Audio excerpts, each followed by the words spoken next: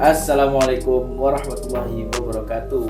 Selamat datang di Proyatim Talk. Proyatim. Jawab salam dulu Bang ya.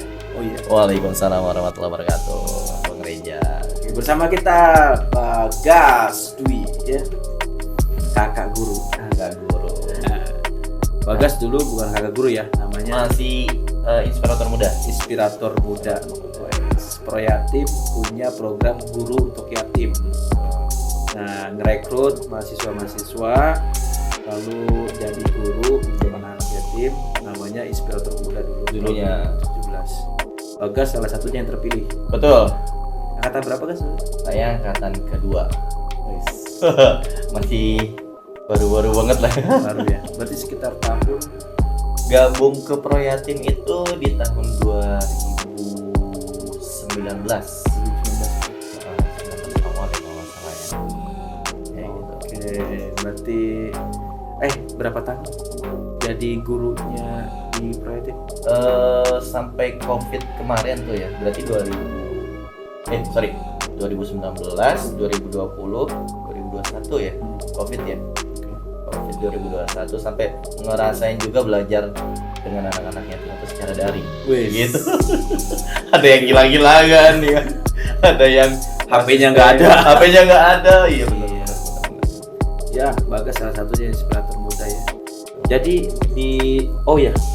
apa sih motivasi Bagas waktu itu ikut Inspirator Muda?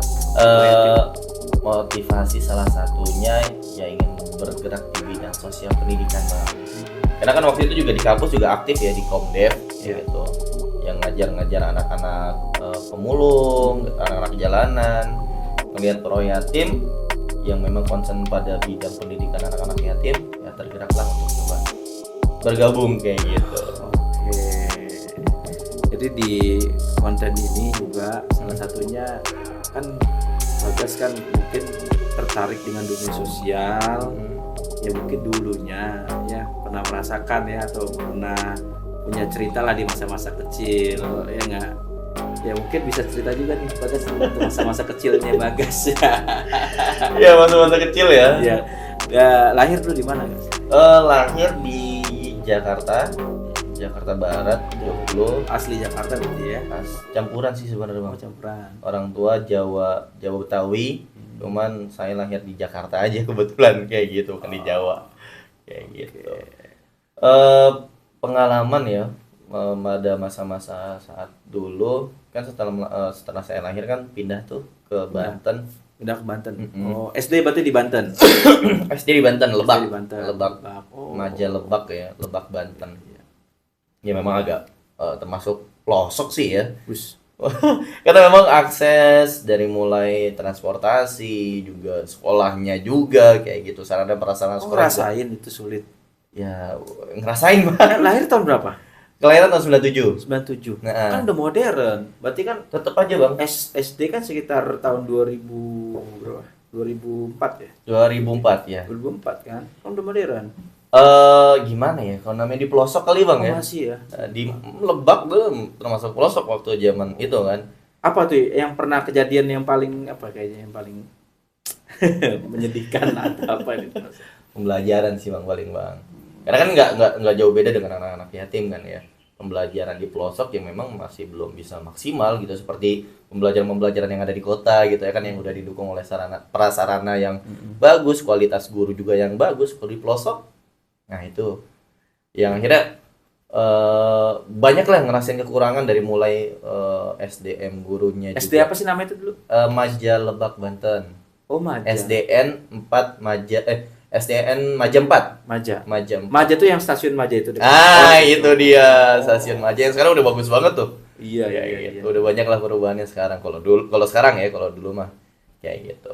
Apa pernah di sekolah tuh misalnya sekolahnya banjir atau listriknya mati, pernah juga? Itu listrik mati. Oh, ngerasain juga. Lagi belajar Kan. Kita pakai kipas kan. Kipasnya bukan kipas yang ini ya. Yang atas cuma satu tuh. Itu mati udah panas kita.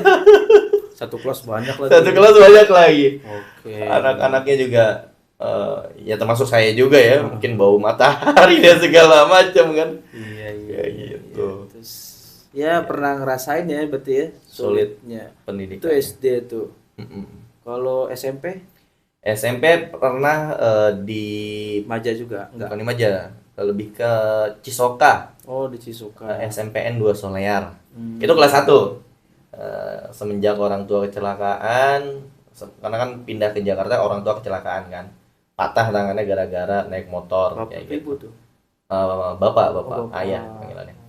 Kira pindah ke Jakarta di kelas 2. Hmm. Jomplang banget ternyata kan. Waduh. Di Cisoka masih pelosok juga kan Cisoka. Di Cisoka terus pindah ke Jakarta di SMPN 219 Jakarta Barat. Oh, pindah ke Jakarta langsung Jakarta. beda tuh ya. Beda banget kayak gitu. Dari mulai gurunya, terus juga sarana dan prasarananya. Oh, merasakan di situ bedanya. Perbedaan jomplang lah ya.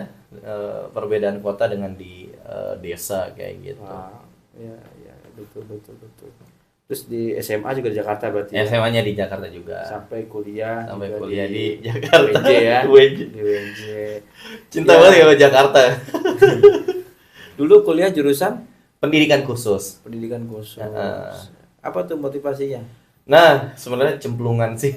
Oh, Dicemplungin orang tua kayak gitu kan. oh gitu. Karena orang tua sebenarnya saya tuh nggak mau jadi guru gitu kan, mau jadi ekonom kan. Waktu itu mau kalau misalkan nggak terima di UNJ, masuk di kampus swasta yang jurusannya manajemen ekonomi. Ekonomi manajemen ya. Oh, ekonomi manajemen. Kayak Beda ya manajemen ekonomi manajemen. Oke. ya kayak gitu nggak ya? Nggak tahu lah saya juga. Beda lupa ya. Sempat ngambil formulir di UNJ? kampus swasta. Oh, di swasta. Karena ya kayak nggak mungkin dimasuk UNJ kayak gitu kan. Karena kan orang tua basicnya guru, ya akhirnya orang tua nyemplungin ke guru juga kayak gitu. Sementara saya tuh belum ada minat ke guru pada saat itu kayak gitu.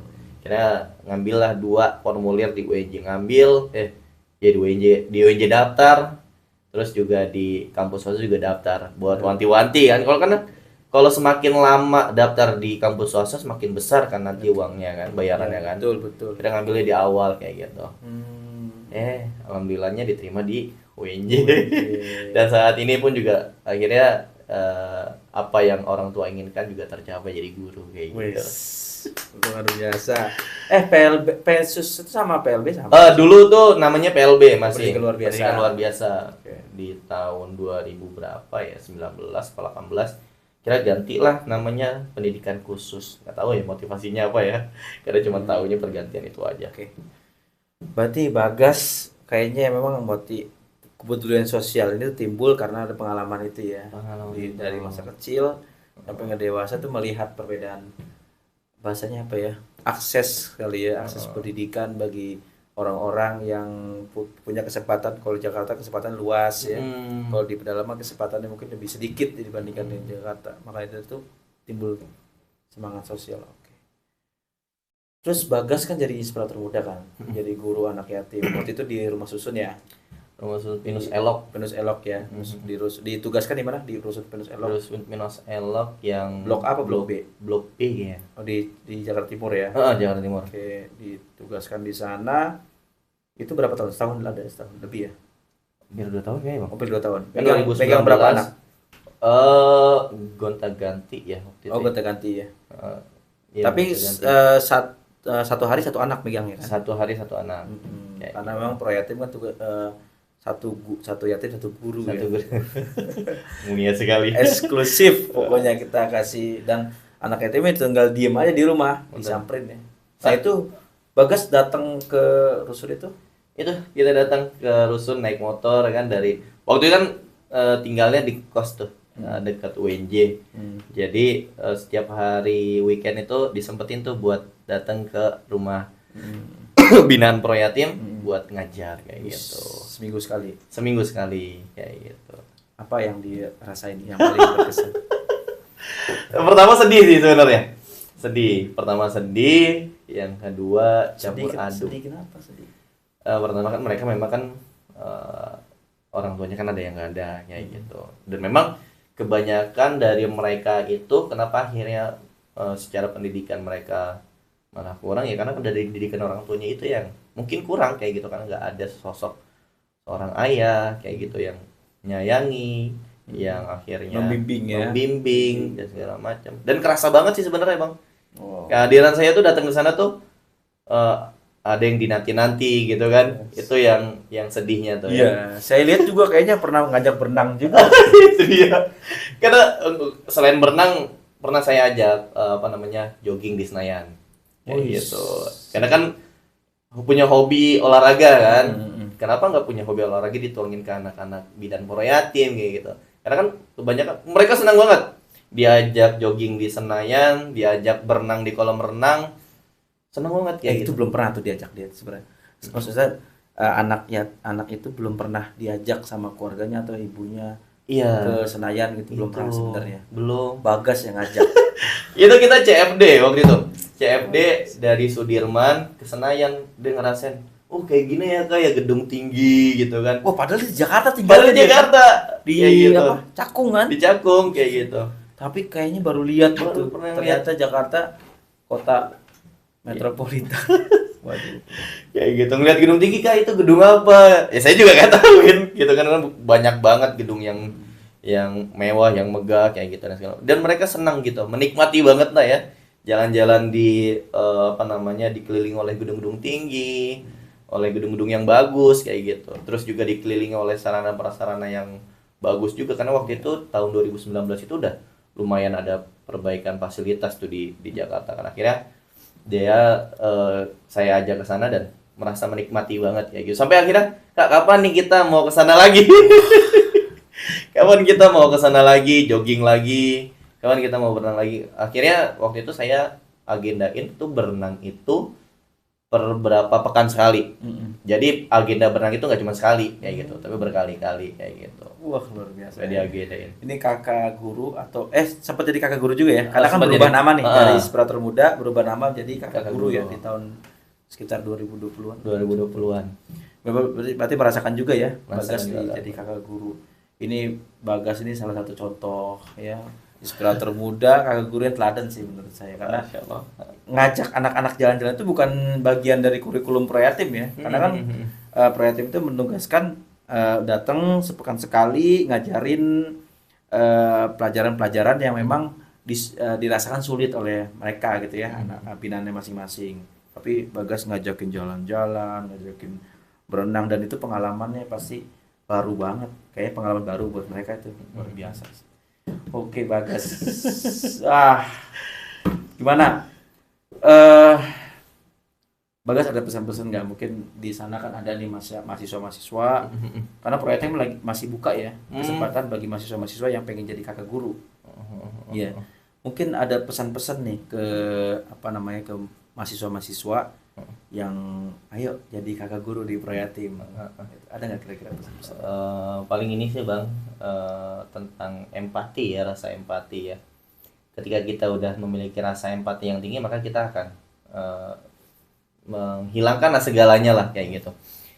Karena pesan buat para mahasiswa yang akan jadi calon jadi kakak guru, ngajar anak yatim itu mulia Bang.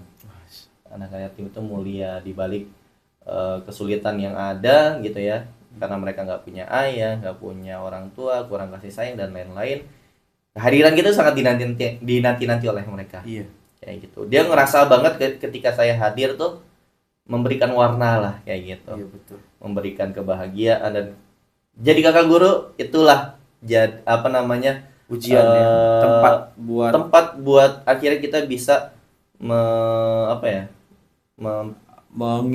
melayani anak-anak yatim. Ya artinya kayaknya menempa jiwa empati juga ya. Betul. Buat mereka buat kita sendiri karena bersentuhan langsung dengan mereka walaupun cuma satu anak yatim. Betul Ya kerasa loh. Satu anak yatim itu pasti punya keunikan ya sendiri, mereka tantangannya pasti besar Dan itu juga jadi belajar buat kita ya, karena kan buat para mahasiswa yang kelak akan jadi seorang orang tua, yang mungkin akan menjadi seorang guru, orang tua dan lain-lain.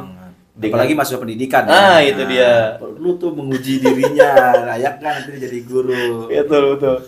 Karena dari mulai mentalnya anak-anak yatim yang begitu beragamnya gitu dengan hadirnya kita, kayak kita belajar gitu. Bagaimana sih kita bisa mengajari anak-anak yatim dengan mengajari anak-anak lah ya, mengajari anak-anak dengan mental ataupun kedewasaan yang berbeda-beda kayak gitu. Itu buat ilmu buat kita dan melatih kita untuk sabar, kita untuk akhirnya menjadi guru yang profesional, Iya. sehingga punya pengetahuan dan pengalaman yang kelak akan bisa bermanfaat buat kita dan orang lain. Keren banget Bagas. Ya. Memang sebenarnya Proyatim itu memberi kesempatan gitu ke mahasiswa-mahasiswa. Jadi ini lagi buka nih, Proyatim lagi buka kesempatan bagi mahasiswa-mahasiswa yang mau jadi guru untuk ikut program guru untuk yatim, mau jadi salah satu kakak guru, silakan daftar. Dan kontribusi di Proyatim itu ya bisa jadi daftar kakak guru atau bisa jadi pahlawan yatim ya. Nanti bisa berdonasi juga ya, nanti informasinya ada di bawah ya, silakan ya. Dan mudah-mudahan Proyatim itu hadir sebagai amal jariah. Ya, amal jariah kita semua, karena ilmu yang bermanfaat itulah amal jariah. Betul. Wah, itu Yang kelak akan terus kita dapatkan, Bang ya. betul. Jadi Bagas kemarin ngajarin anak yatim itu sampai nanti dia dewasa, dan ingat apa yang Bagas ajarkan itu adalah wadah. Makanya itu Proyatim itulah sebagai amal jariah kita semua, ya. Oke Bagas, terima kasih ya sudah hadir Sama-sama, di Bang. Proyatim Talk kali ini. Bersama Sukses dengan terus Bang kakak ya buat guru. Proyatimnya Bang ya. Amin. Ya. Semoga Bagas juga tambah sukses ya Amin. karirnya. Amin, Karena insya Allah ya, orang yang berbuat baik itu pasti balasannya kebaikan juga. Amin. Oke, terima kasih ya teman-teman semua. Semoga Saya Bapak. kelak bisa jadi Kakak guru. Kakak Ayo guru. jadi kakak guru. Daftar buat jadi kakak Ya, guru. terima kasih. Assalamualaikum warahmatullahi wabarakatuh. Waalaikumsalam warahmatullahi wabarakatuh.